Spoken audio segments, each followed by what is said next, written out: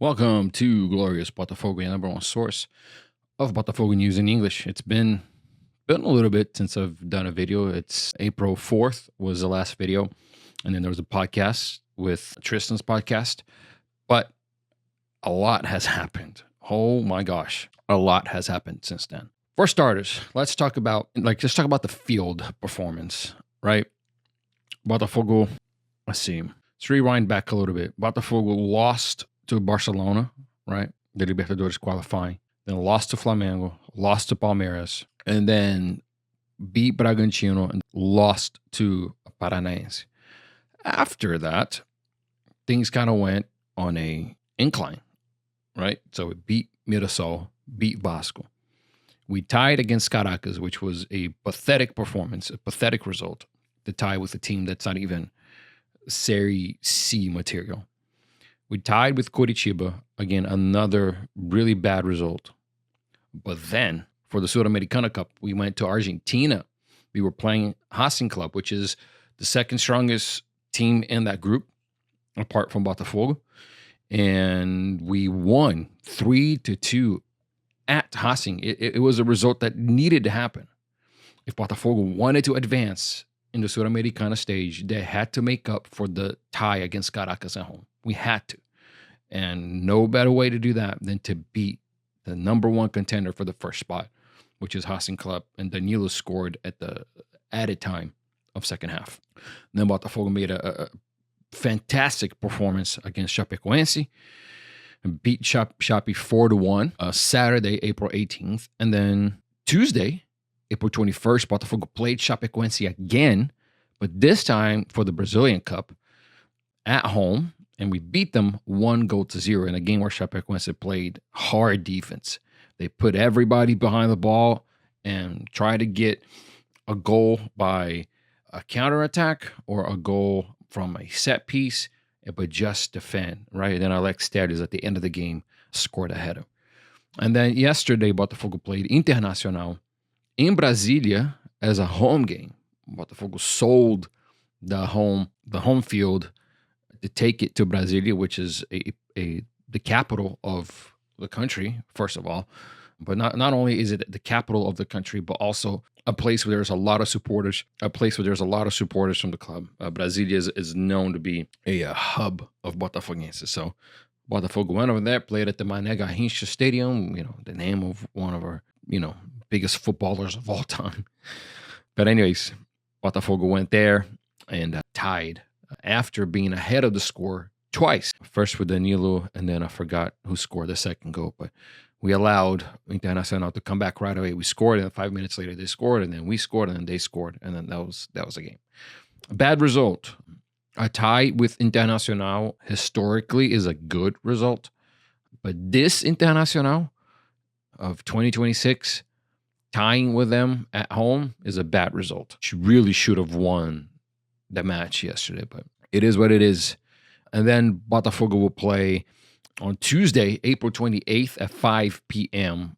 Botafogo and Independiente Petrolero will play at home at Newton Santos. And then May 2nd, 2 p.m., Botafogo will play Remo at home, 2 p.m. Okay, well, it is a Saturday, but that is what it's coming up for the club.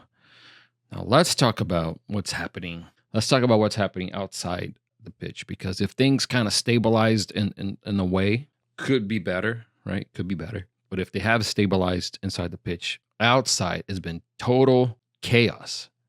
It's literally a 180, because on Friday, today's Sunday, I believe it was either Friday or Thursday, John Textor has been ousted as Botafogo CEO. He no longer has control over the club. This was a move made by Aries due to John Textor asking for basically financial assistance, almost like declaring bankruptcy in a way, saying that we do not have a way to keep our bills, our financial commitments on schedule. We cannot do it.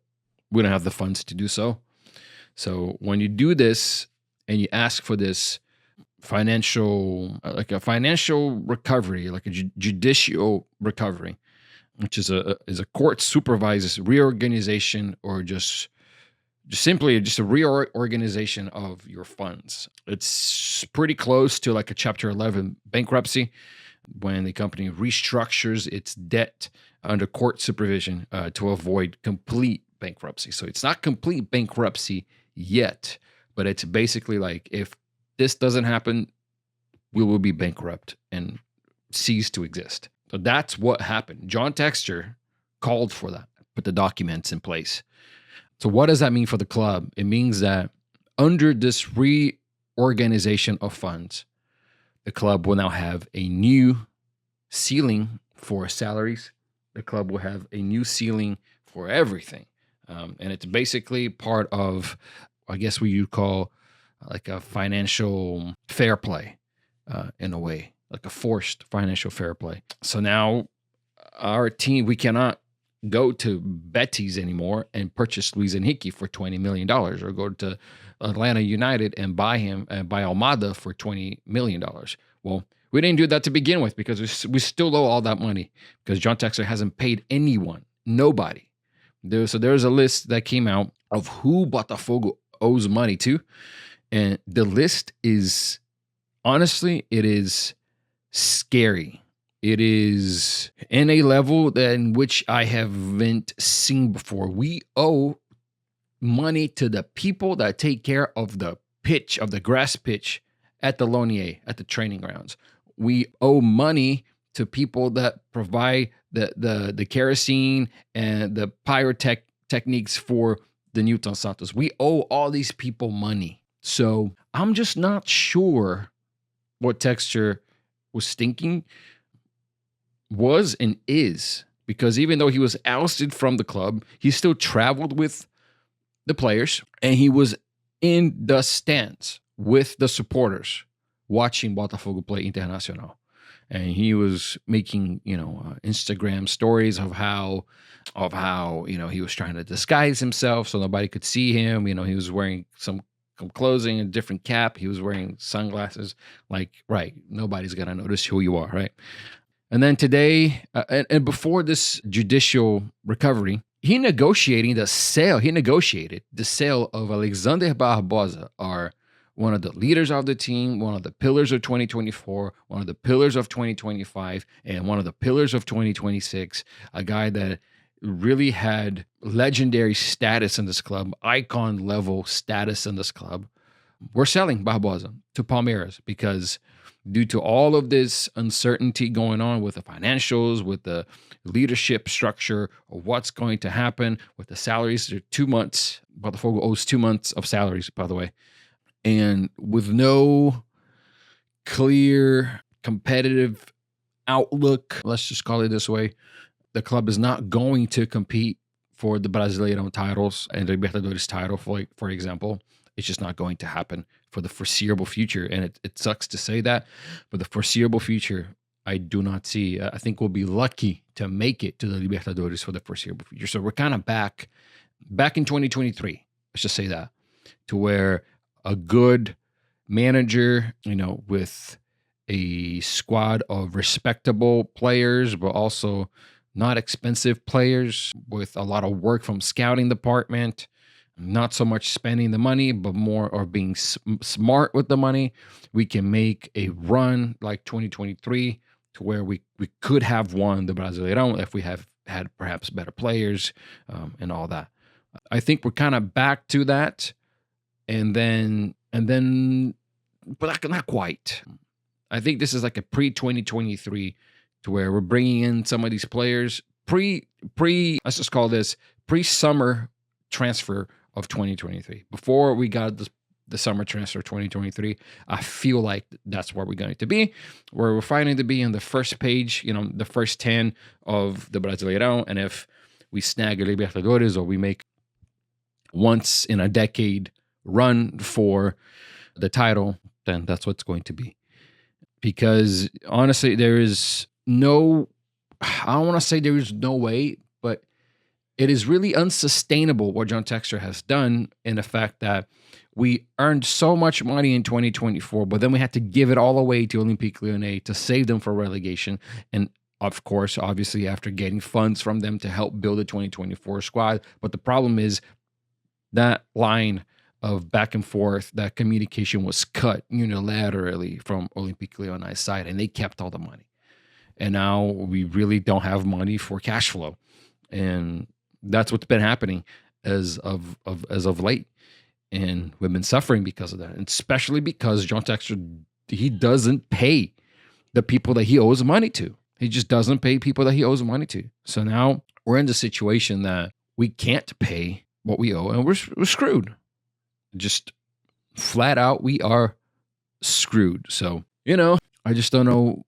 I don't know what else to say. It's really infuriating. Now there are some people that want to buy the club. There's been a few talks happening behind the scenes. One of them, allegedly now promoted by several different people, is that the owner of Ferrari, which is also the owner of Juventus, is interested in purchasing Botafogo. Don't know exactly how true that is, but that's what we have right now. There is also talks of perhaps the UAE fund that funds PSG. So there are a few people. I just don't know who's going to want to take this plunge. I don't know. It's not looking good. It doesn't look like we're going to anytime soon be contenders for anything. And that is concerning as well as not very encouraging for supporters, right? So if you got in here so far, please like, please subscribe. Don't forget it's always really important to help the work that we do here, especially because, Botafogo news in English to a lot of people, it's not really something that gets a lot of views. So if you're doing it, I do this because I like it. I don't do it for money, obviously. So don't forget to subscribe. Don't forget to like and share with your friends or anyone that follows Brazilian football on the interweb. So see you next week. We'll see. I'm very busy, which is why I can only make the video now almost 3 weeks later. So I will see you when I see you. But in the meantime, please keep supporting the page. It really helps out.